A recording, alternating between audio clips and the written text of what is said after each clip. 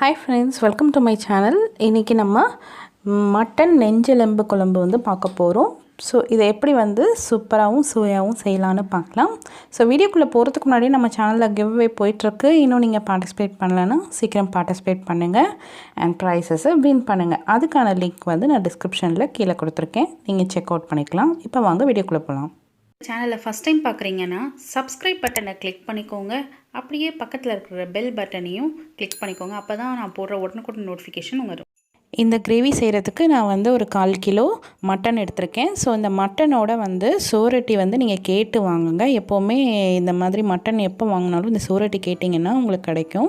So எனக்கு இன்றைக்கி ஒன்று தான் கிடச்சிது. ஸோ நான் ஒன்று வாங்கினேன். சேர்த்து வாங்கினீங்கன்னா ரொம்பவே நல்லது உடம்புக்கு. நம்ம இப்போ வந்து 1/4 கிலோ கறியில் தான் செய்ய போகிறோம். எல்லாமே நெஞ்சு எலும்பு தான்.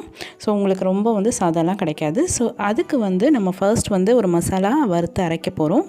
அதுக்கு நான் 1 டேபிள் ஸ்பூன் அளவுக்கு சீரகம், 1 டேபிள் ஸ்பூன் அளவுக்கு சோம்பு நல்லா வந்து ட்ரை ரோஸ்ட் தான் பண்ணுறேன். எண்ணெய்லாம் எதுவும் ஊற்றலை, வெறும் கடாயில் ட்ரை ரோஸ்ட் பண்ணுறேன். ஸோ அது நல்லா வந்து பொரிஞ்சதுக்கு அப்புறமா நம்ம இதில் வந்துட்டு தேங்காய் சேர்த்துக்க போகிறோம். நான் ஒரு 1/4 கப் அளவுக்கு தான் தேங்காய் சேர்க்குறேன். அதாவது ஒரு 4 ஸ்பூன் அளவுக்கு தேங்காய் இருக்கும். ஏன்னா நம்ம எடுத்துருக்கிற கறி வந்து 1/4 கிலோ தான். அதனால் அதுக்கேற்ற மாதிரி நான் வந்து தேங்காய் வந்து சேர்த்துருக்கேன். ஸோ இதை வந்து நல்லா வாசனை வர அளவுக்கு வறுத்து விட்டுறணும். ஓரளவுக்கு வாசனை வந்த உடனே கருவேப்பிலை வந்து ஒரு 2 கொத்து கருவேப்பிலை வந்து இதோட சேர்த்து வறுத்துட்டோன்னா ரொம்ப வாசனையாக இருக்கும். நம்ம குழம்பு ரொம்ப டேஸ்ட்டாக இருக்கும். ஸோ எந்த ஒரு நான்வெஜ்க்கும் நீங்கள் வந்து கருவேப்பிலை அதிகமாக சேருங்க, ரொம்ப சூப்பராக இருக்கும். ஸோ அதை வந்து ஒரு சைடில் வச்சு ஆறினோன்னு அரைச்சி வச்சிடலாம். இப்போ ஒரு குக்கர் எடுத்துக்கோங்க. அதில் வந்துட்டு ஒரு 2 டேபிள் ஸ்பூன் அளவுக்கு எண்ணெய் வந்து ஊற்றிருக்கேன். நான் வந்து இங்கே நல்லெண்ணெய் யூஸ் பண்ணுறேன். எண்ணெய் வந்து கொஞ்சம் கம்மியாகவே ஊற்றிக்கோங்க. இதில் வந்து பட்டை, லவங்கம், கிராம்பு, பிரியாணி இலை ஒன்று போட்டிருக்கேன். ஒரு கொத்து கருவேப்பிலை மட்டும் சேர்த்து இதை வந்து நல்லா வந்து ஒரு வாட்டி ஃப்ரை பண்ணி விட்டுடலாம். ஸோ எண்ணெய் வந்து ஏன் நான் கம்மியாக சேர்க்க சொன்னால் மட்டனில் ஆல்ரெடி கொஞ்சம் கொழுப்பு சத்து இருக்கிறனால நம்ம எண்ணெய் கம்மியாக சேர்த்துருக்கோம், அவ்வளோதான். நெக்ஸ்ட்டு வந்து நான் வந்து ஒரு 10லேருந்து 15 சின்ன வெங்காயம் எடுத்திருக்கேன். ஸோ நான் ஆல்ரெடி நிறைய வீடியோவில் சொல்லியிருப்பேன், நீங்கள் நான்வெஜ் செய்கிறீங்க அப்படின்னாலே சின்ன வெங்காயம் யூஸ் பண்ணுங்கள். ரொம்பவே உடம்புக்கும் நல்ல குளிர்ச்சி, நல்லது. ப்ளஸ் வந்து உங்கள் நான்வெஜ்ஜை வந்து நல்லா இன்னும் டேஸ்ட்டாக எடுத்து கொடுக்கறதுக்கு இந்த சின்ன வெங்காயம் ஹெல்ப் பண்ணும். ஸோ அதனால் ஹெல்த்து பேஸ்லேயும் ரொம்ப நல்ல ஒரு குவாலிட்டி தான் இந்த சின்ன வெங்காயத்தில் இருக்குது. ஸோ அது வந்து நல்லா நம்ம சேர்த்து வதக்க போகிறோம். அது கூட கொஞ்சமாக வந்து ஒரு சிட்டிகை உப்பு சேர்த்துக்கிட்டோன்னா கொஞ்சம் சீக்கிரமாகவே நமக்கு வந்து வதங்கி கொடுக்கும். ஸோ இதை நல்லா வந்து ஓரளவுக்கு அந்த வெங்காயம் பிரிகிற அளவுக்கு வதங்கணும்.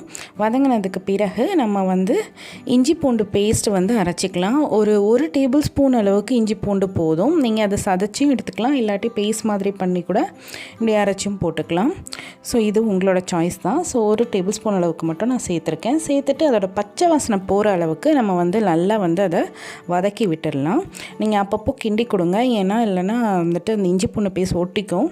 இதே நீங்கள் நான்ஸ்டிக்கில் செய்கிறீங்கன்னா உங்களுக்கு அந்த பிரச்சனை வராது. ஸோ நல்லா ஒரு வாட்டி பச்சை வாசனை போனதுக்கப்புறம் நான் வந்து இதில் ஒரு பெரிய சைஸ் தக்காளி ஒன்று வந்து சேர்த்துருக்கேன். சின்ன சைஸ் தக்காளியாக இருந்தால் 2 தக்காளி சேர்த்துக்கோங்க. நல்லா வந்து இதையும் வந்து நல்லா வதக்கி விடுங்க. நல்ல பழுத்த தக்காளியாக யூஸ் பண்ணிக்கோங்க. அப்போ நமக்கு நல்லா மசிஞ்சு நல்லா வரும். ஸோ இதை நல்லா வந்து சாஃப்டாக மசிஞ்சு வர அளவுக்கு நம்ம வந்து வதக்கிக்கணும். ஸோ இது நல்லா வதங்கிடுச்சுப்போம்.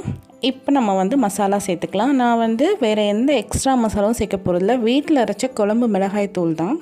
மல்லித்தூள் 2 ஸ்பூன், மிளகாய்த்தூள் 1 ஸ்பூன், அந்த மாதிரி கூட நீங்கள் காம்பினேஷனில் சேர்த்துக்கலாம். வேறு எந்த எக்ஸ்ட்ரா மட்டன் குழம்பு இல்லை வேறு எந்த ஒரு மசாலா குழம்பும் நான் யூஸ் பண்ணல. ஸோ இது வந்து வெறும் வீட்டில் அரைச்சது மட்டும்தான் வச்சு ரொம்ப சூப்பராகவும் சுவையாகவும் செய்ய போகிறோம். ஒரு 2 நிமிஷம் நம்ம இந்த மாதிரி வதக்குறனால என்ன ஆகும்னா நமக்கு வந்து நல்ல ஒரு டேஸ்ட் கிடைக்கும். ப்ளஸ் வந்து நீங்கள் இது மாதிரி வதக்கும் போது சிம்மில் வச்சு வதக்குங்க, இல்லாட்டி வந்து மசாலா கருகிடும். ஸோ இது ஒரு வாட்டி வதங்கினதுக்கப்புறமா நம்ம வந்து இதில் உருளைக்கிழங்கு நான் கொஞ்சமாக தான் சேர்க்குறேன். சின்ன உருளைக்கிழங்கு தான் சேர்த்துருக்கேன். இதே நீங்கள் தேங்காய் சேர்க்காத ஆளாக இருந்தால் நீங்கள் நல்லா உருளைக்கிழங்கு அதிகமாகவே சேர்த்துக்கலாம். ஏன்னா உருளைக்கிழங்கு நீங்கள் சேர்க்கும் போது நல்ல ஒரு திக்னஸ் வந்து குழம்புக்கு கொடுக்கும். நம்ம ஆல்ரெடி தேங்காய் சேர்க்குறதுனால நான் கொஞ்சமாக மட்டும் வந்துட்டு நான் உருளைக்கிழங்கு சேர்த்துருக்கேன். இப்போ நம்ம நல்லா வாஷ் பண்ணி மஞ்சள் உப்பெல்லாம் போட்டு வாஷ் பண்ணி எடுத்து வச்சுருக்கிற மட்டனை வந்து இதோட நான் சேர்த்துருக்கேன். சேர்த்துட்டு நல்லா வந்து நம்ம அந்த மசாலாவோட மிக்ஸ் பண்ணி விடுங்க. நல்லா வந்து அது நல்லா கோட் ஆகணும். நல்லா மசாலாலாம் படுற மாதிரி மிக்ஸ் பண்ணி விடுங்க.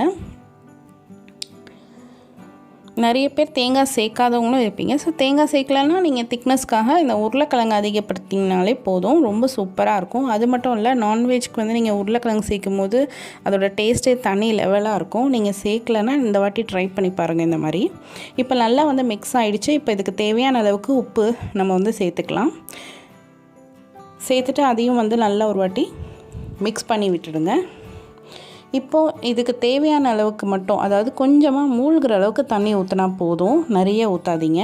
ஏன்னா மட்டன்லேருந்தும் தண்ணி வந்து வெளியே விடும்.